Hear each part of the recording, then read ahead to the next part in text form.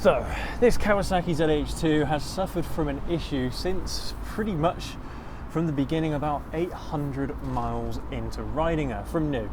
And yeah, she's developed an issue with the clutch fluid. Now, for whatever reason, the clutch fluid on this bike has gotten very dark very quickly. So in today's video, we are going to replace the clutch fluid with some new .4. And it should be a fairly simple process, but I'm going to run through it with you, everyone, in today's video. So let's crack on.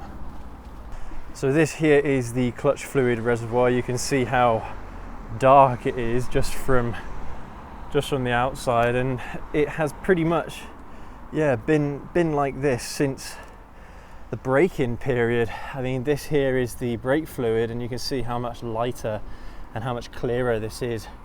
That is basically what this is meant to look like. Now, the bleeding nipple, I believe, is right here.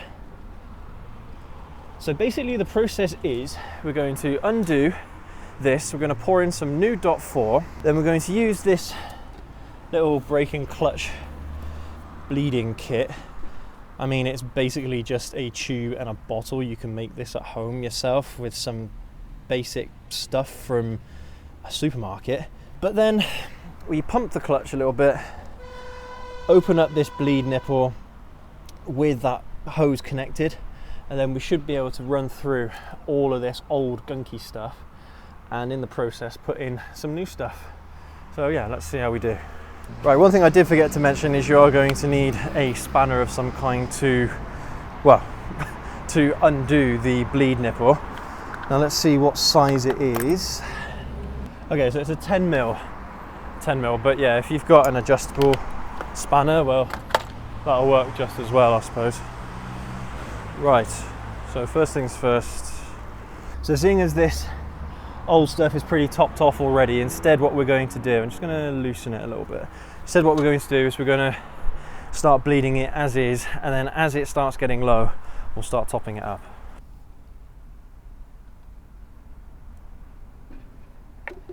There we go, so that should hold it in place. Right, let's get our spanner.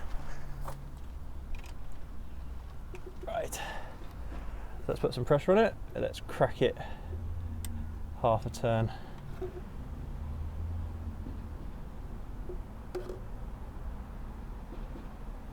Right, so you can see that the fluid has come out, so we need to close it, and we can let go of the clutch lever, we can pump it again and crack it open again. Here we go. Then close it, let go of the clutch lever, pump it again, pump it a few more times if you want to.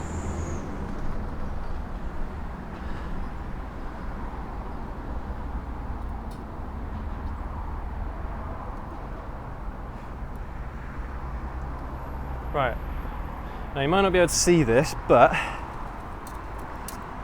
as I'm pumping, this is getting pressurized. So little lid here, you can see how that little rubber bit is starting to deform. So what I'm going to do, I'm actually going to push it back in like that. There we go. Right, I'm going to leave this off for the remainder, because I mean that thing is supposed to stop air from getting into the pipes, and that's the last thing that we want. But from here, I mean, we can see that we've still got a decent enough amount of the fluid. So let's go ahead and keep on going.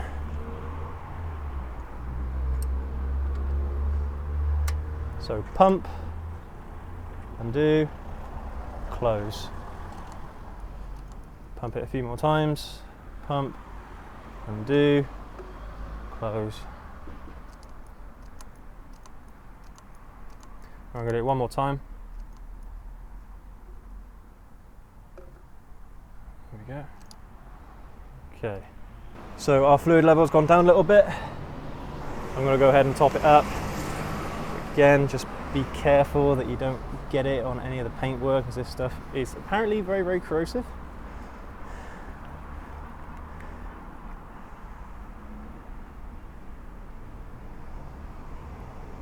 There we go, that's enough. Right, same process again.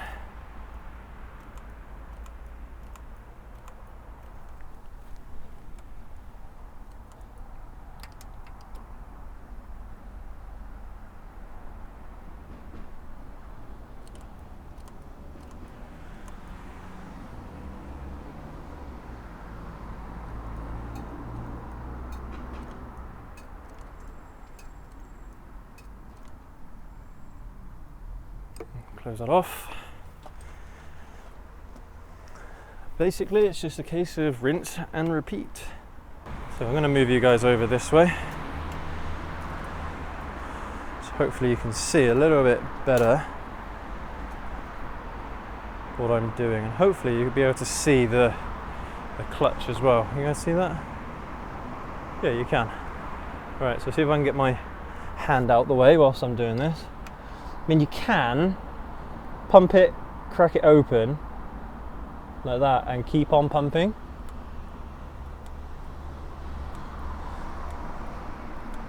Just be careful, because as that fluid level goes down, I'll stop it up.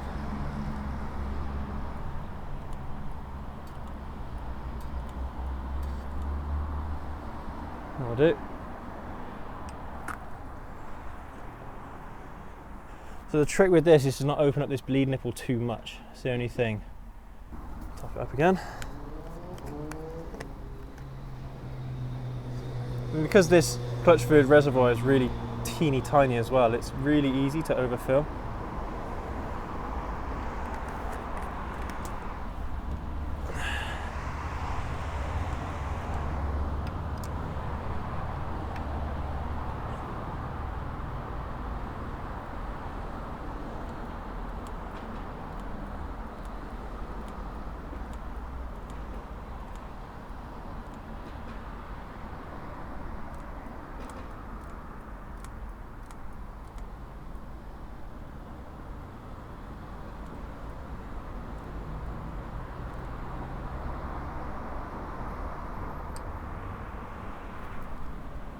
Nearly there, I think.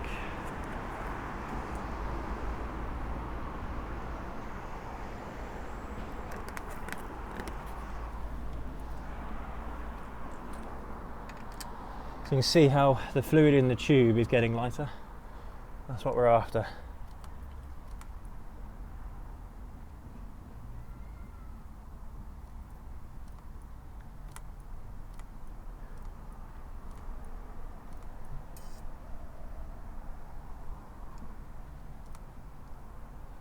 But yeah, you can see the fluid is all nice and light now.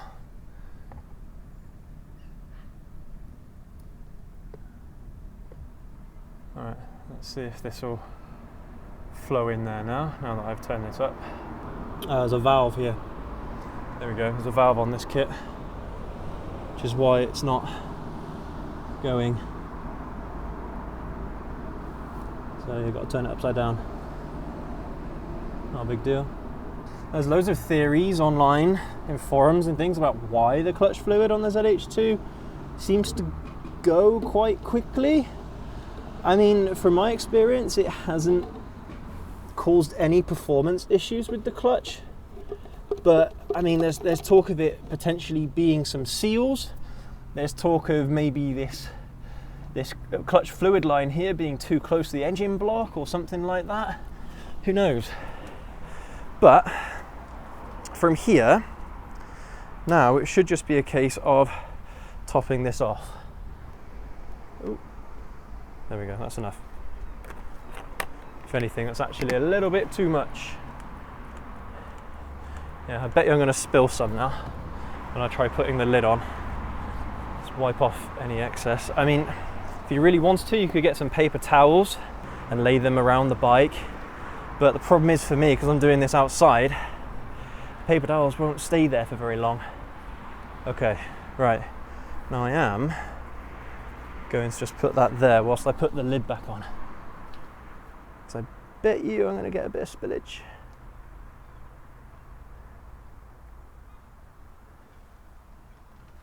Yep, there we go. A little bit of spillage. Done.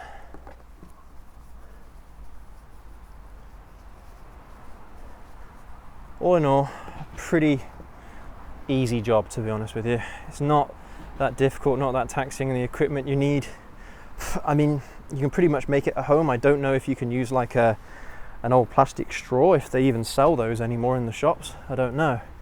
But I suppose, yeah, you could use a plastic straw with a small rubber band or something like that. But that is pretty much it. And then the last thing to do is to put this on. I can get it on there. There we go. Boom. Right, and I don't think this needs tightening all that much either. But as I pump it, none's coming out. So yeah, it should be in a pretty good spot. And of course the next thing to do is to go out and test ride the bike. Make sure it's engaging gears, disengaging gears as it should. But that is pretty much it for the Kawasaki ZH2 and the clutch fluid change. It's been a job that I've been itching to do for quite a long time now. Basically ever since I noticed it getting darker. But I don't think the performance of it is going to change so much. It's just for my sake, a bit of peace of mind. But apparently this is something that Kawasaki will not do themselves for you. I mean, it stands to reason because it's quite a simple job to do yourself anyway. But yeah, that's everything. Let me know what you think down in the comment section below. If you've got any more tips for myself or anyone else who is looking to do a job like this for themselves. And yeah, if this has helped you out, leave a like, get subscribed, and we'll catch you all in the next video. Have a good one.